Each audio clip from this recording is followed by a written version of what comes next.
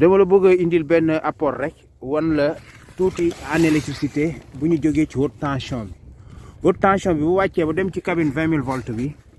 booy bi dama gis ci sa commentaire bi mu lay laaj fu neutre bi di jógee moom laa la bëgg a expliquer nii ñetti transformateur yi moo nekk nii L1 baa ngi nii ligne bi ngay gis L2 bi L3 baa ngi nii ñetti transformateur yaa ngi nii bu ñu jëlee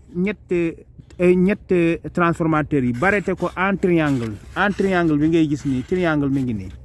buñ ko barrete en triangle nii ba pare ñetti transforme bi 20 000 volts bi milieu bi gis nga ko milieu bi la ñuy jël nii ki mooy neutre bi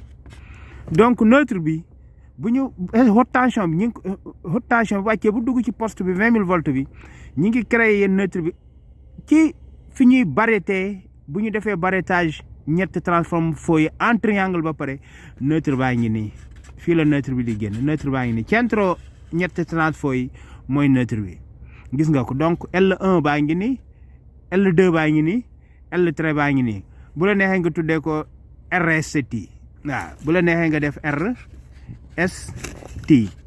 waaw léegi neutre baa ngi nii mooy digg bi neutre baa ngi donc neutre bi ñu ngi koy créer ci poste bi neutre bi ci poste bi lañ koy créer bu dee ci quartier la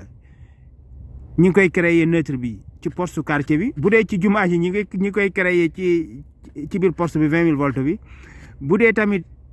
usine la neutre bi ñu ngi koy créer foofu bu ko defee nga am triphase plus neutre mi ngi nii lii rek laa la doon indil apport comme tey